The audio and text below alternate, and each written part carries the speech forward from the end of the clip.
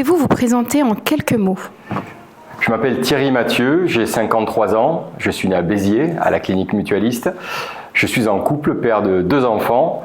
Je suis professionnellement directeur de la CAF de l'Hérault et dans le cadre politique, je suis conseiller régional à la région Occitanie, en charge notamment délégué à la sécurité et président d'Hérault Transport.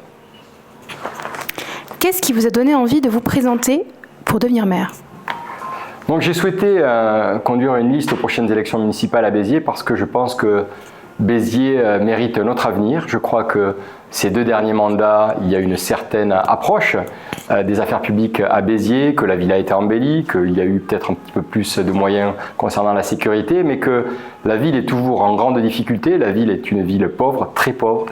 Et je crois que désormais, il faut s'occuper de Béziers différemment.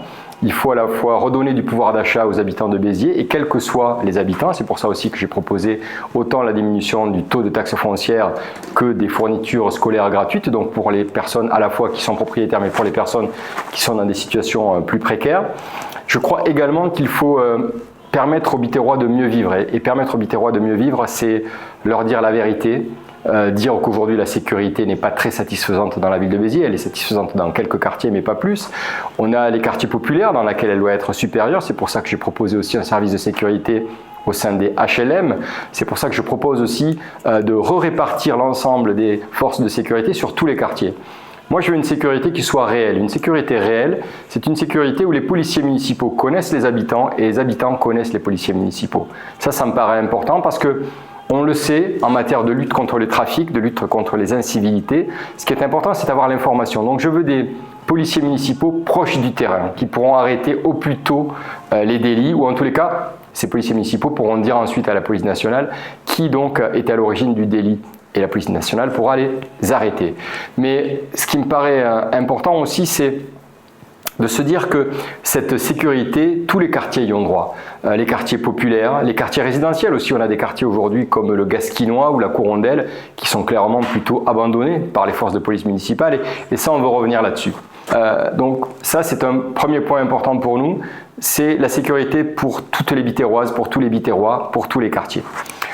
Ensuite, pour mieux vivre, je pense qu'il faut aussi se préoccuper de la ville telle qu'elle est. Et je crois qu'aujourd'hui, on a un vrai sujet au niveau de l'éducation. À Béziers, il faut savoir que 27% donc des enfants, alors même des adolescents, on pourrait dire de 16 ans, sortent du système scolaire sans aucun diplôme. Ce taux, il est de moins de 20% au niveau régional et de moins de 20% au niveau national. Donc ça veut dire qu'aujourd'hui, le système éducatif à Béziers produit plus qu'ailleurs des personnes et des jeunes non diplômés. Nous devons remettre du soutien pour tous ces enfants, pour enfin que quelque part à Béziers, ce ne soit pas donc les revenus des parents qui fassent les résultats des enfants. Et ça, j'y tiens particulièrement. Je crois qu'il faut d'abord aider les familles à prendre en charge les fournitures scolaires. Donc nous, elles seront gratuites. Et d'ailleurs, depuis, on a vu que le maire a repris mon idée.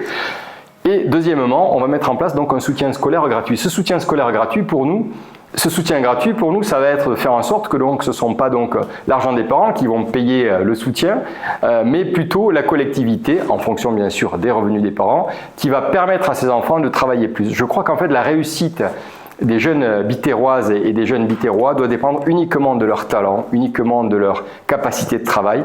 Et donc nous allons essayer, nous, de permettre à ces enfants de mieux travailler parce que le soutien scolaire sera gratuit.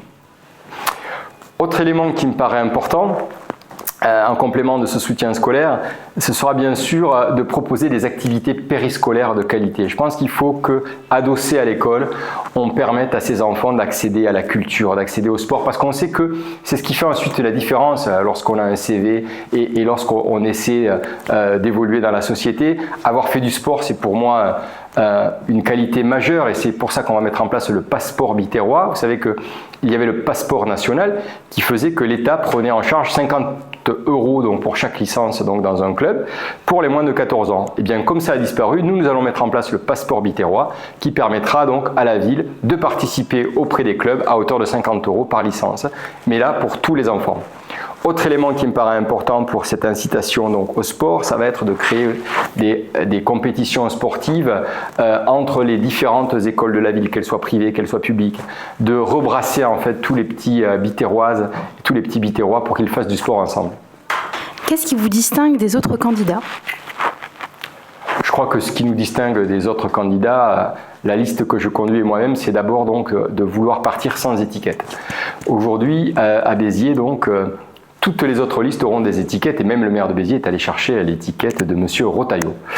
Nous sommes allés chercher aucune étiquette parce qu'en fait, ce qui nous définit, ce qui nous guide, c'est le programme, c'est le projet, appelez-le comme vous voulez, c'est ce que nous allons proposer pour Béziers.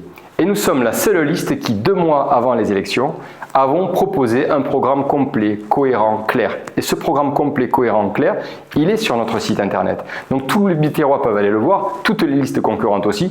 Elles ne s'en privent pas puisqu'on a déjà vu que les fournitures scolaires, ça a été repris, le service de sécurité dans les HLM, ça a été repris, créer des places d'accueil de loisirs, ça a été repris, donc tant mieux, tant mieux. Mais je pense que les Biterrois vont préférer la sincérité, vont préférer l'original à la copie. Ce qui nous distingue vraiment des autres listes, c'est cela, c'est que nous avons travaillé pendant que d'autres donc étaient dans les tractations entre partis, pendant que d'autres essayaient donc d'obtenir tel ou tel soutien. Nous étions en train de travailler sur un programme pour les Biterroises et les Biterrois pour Béziers. Nous étions dès le mois d'avril à écouter les Biterrois et on a eu énormément de réponses, je l'avais déjà dit, autant sur notre page Facebook que sur notre site internet ou que sur le terrain. Et donc nous sommes nourris de tous ces retours pour proposer un programme aux Biterrois qui permettra donc à chacun de juger, parce que parfois nos propositions sont plutôt qualifiées plutôt à gauche, parfois elles peuvent être qualifiées plutôt à droite, mais ça ce n'est pas très grave. Nous voulons surtout des propositions qui tiennent la route, qui soient solides pour Béziers. Quelle est votre vision pour la ville dans 5 ou 10 ans ? Ma vision, c'est, je crois que Béziers a un potentiel énorme. Quand je dis un potentiel énorme, c'est-à-dire des ressources humaines extraordinaires. Il y a tellement à faire. On a tellement peu fait pour les enfants à Béziers que je pense qu'avec quelques actions, on va pouvoir découvrir des talents, découvrir des potentialités qu'on ne voyait pas. Ça me paraît important parce que j'en parlais avec des grands chefs d'entreprise importantes de Béziers qui me disaient l'avenir de la ville, c'est le savoir. Donc le savoir, c'est quelque part contribuer à élever, au sens premier du terme, c'est-à-dire les prendre et puis les faire monter, élever les enfants de Béziers pour que le niveau scolaire soit meilleur, pour qu'ils pratiquent le sport, pour qu'ils pratiquent, pourquoi pas, de l'instrument de musique, qu'ils pratiquent le théâtre, en fait, qu'ils soient ouverts. Ça, c'est ma vision des Biterrois demain. Ma vision de Béziers demain, c'est un potentiel économique là aussi extraordinaire. On le sait, on est au carrefour de 2 autoroutes, avec le canal du Midi en bord de mer, une gare donc TGV, donc une ligne TGV qui arrive à Béziers. Donc tout ça, il faut désormais pouvoir l'optimiser. Et je crois que pour cela, il faut écouter les chefs d'entreprise. Écouter les chefs d'entreprise, c'est d'abord leur donner de la visibilité. Un chef d'entreprise, ce qu'il veut, c'est savoir où on va. Et donc nous allons proposer une stratégie économique sur 10 ans et dire voilà quelles seront nos priorités, voilà comment la puissance publique locale va accompagner. Et vous savez, la commande publique pour une entreprise, c'est très important, donc ça lui donne de la visibilité. Un autre point très important, c'est arriver à contribuer à structurer les différentes filières économiques de Béziers. Les filières traditionnelles, que ce soit la viticulture, l'industrie, le BTP, on va aider ces secteurs-là à s'organiser, aider ces secteurs-là à chasser en meute à l'extérieur de Béziers, mais aussi tout ce qui va concerner donc les énergies renouvelables et donc les secteurs émergents. Nous avons déjà Ginvia. Vous savez que Ginvia, c'est à l'initiative de la région qui est rentrée dans le capital lorsque le Schlumberger et le CEA donc, ont créé Ginvia donc, pour mettre en place des piles donc, qui exploitent l'hydrogène décarboné. Mais au-delà de Ginvia, il y a aussi l'éolien flottant. Il y a beaucoup d'éléments qui peuvent être exploités à Béziers et je pense que nous devons pleinement y contribuer et pour cela structurer ces filières. Quel est selon vous le principal problème aujourd'hui dans la commune ? Je crois qu'aujourd'hui le principal problème c'est de faire... Je crois qu'aujourd'hui le principal problème c'est le niveau de pauvreté. Quand vous avez un niveau de pauvreté, un taux de pauvreté qui à Béziers est de 36% alors qu'il est de 14 ou 15 points en France, un revenu médian par habitant qui est inférieur de 40% au revenu médian national, forcément ça veut dire que vous avez un pouvoir d'achat qui est beaucoup plus faible à Béziers qu'ailleurs. Donc la première difficulté, ça va être là aussi de faire monter la ville en gamme, c'est-à-dire de lutter contre cette pauvreté. Et lutter contre cette pauvreté, c'est lutter contre les conséquences de la pauvreté et c'est lutter contre les causes de la pauvreté.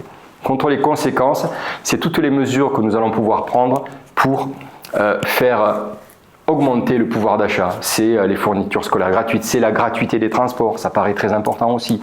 Ça va être également de pouvoir donc accompagner les familles pour le départ en vacances de leurs enfants. Enfin, toutes ces mesures qui vont accompagner les Biterrois. Mais ça sera aussi pour les propriétaires, je l'ai dit, la diminution de la taxe foncière. Donc ça, c'est quelque part traiter les conséquences. Traiter les causes, c'est en fait votre question précédente. Traiter les causes, c'est développer économiquement Béziers pour qu'on crée de l'emploi. Parce qu'une entreprise donc, qui se crée, ce sont des personnes qui travaillent, ce sont donc des personnes qui consomment, ce sont des personnes qui font progresser notre ville. Et donc, je pense qu'un maire demain de Béziers doit avoir pour obsession la prospérité de sa ville plutôt que la communication de sa ville. La sécurité est une préoccupation majeure. Quelle solution proposez-vous ? Bien, la sécurité, ma chère Iman, je l'ai dit tout à l'heure, mais je vais le redire. Donc, la sécurité pour nous est un enjeu majeur à Béziers. La sécurité, c'est la condition de l'exercice des libertés, donc c'est un droit fondamental. Ce droit fondamental, je crois que nous devons veiller à ce qu'il soit respecté et pas uniquement en faisant de la communication. Je pense que il y a un exemple sur lequel je ne veux pas... je crois qu'il y a un exemple dont je ne veux pas m'inspirer, c'est par exemple la création de la super brigade pour lutter contre le narcotrafic, qui pour moi n'est que de la communication. Parce qu'en fait, on sait très bien que ces personnes-là ne peuvent même pas vous demander vos papiers si vous n'avez rien à vous reprocher. Donc je crois que la sécurité, ça va être d'abord de la répartir sur la totalité de la ville. Considérer que tous les habitants, tous les quartiers doivent être traités de manière équitable en matière de sécurité. Et donc, comme je l'ai dit, par quartier, nous allons répartir la totalité des policiers municipaux pour avoir des policiers municipaux qui connaissent les habitants et des habitants qui connaissent les policiers municipaux. Parce que je crois que c'est comme ça qu'on peut donc recréer de la sécurité. La sécurité, c'est aussi créer un service de sécurité pour le parc HLM, un service qui va veiller à ce que chaque cage d'escalier soit sereine et apaisée. Ça, c'est essentiel. Après tout, les quartiers populaires aussi ont droit à la sécurité parce que ce sont souvent les habitants des quartiers populaires qui sont en première ligne lorsqu'il y a de l'insécurité. Par ailleurs, la sécurité, ce n'est pas uniquement de la répression. Je suis favorable à la répression. Je suis pour une tolérance zéro lorsqu'il y a des délits, des crimes, des incivilités. Mais pour autant, je crois que nous devons aussi réembaucher des médiateurs. Le maire actuel a supprimé le service de médiation, désormais il n'y en a plus que 3 uniquement pour les scolaires. Nous, on va recréer un service de médiation. On va créer donc 20 postes de médiateurs parce que nous croyons que les médiateurs peuvent empêcher certains jeunes de vriller et empêcher certains jeunes de faire des bêtises. Nous croyons que les médiateurs peuvent apaiser dans les quartiers les tensions entre voisins, les tensions parfois entre communautés, entre bandes rivales. Nous croyons vraiment que ce qui importe, ce n'est pas la communication en matière de sécurité, c'est le résultat. Comment lutter contre les inégalités sociales à l'échelle communale ? Eh bien, lutter contre les inégalités sociales à l'échelle communale, ça se passe d'abord à l'école. Parce qu'en fait, l'école est vraiment, pour moi, la matrice de nos futurs à chacun. C'est là où quelque part on apprend, c'est là où quelque part on se révèle, c'est là où quelque part on peut être aussi en difficulté. Donc, moi, ce que je veux, c'est que le milieu social n'influe pas sur l'avenir des enfants. Donc, je veux clairement qu'on accompagne les enseignants qui sont parfois donc dans des situations très compliquées parce qu'à Béziers, il y a des familles très pauvres et qui sont parfois en difficulté pour accompagner leurs enfants lors du parcours scolaire. Donc, nous devons être là, la mairie, pour accompagner les enseignants et pouvoir donc payer, je l'ai dit, du soutien scolaire pour que ces enfants, quelque part, reprennent le sens du travail, le sens de l'effort, rattrapent parfois des retards. Je crois qu'il est important de donner les mêmes chances à tous les enfants, quel que soit leur milieu,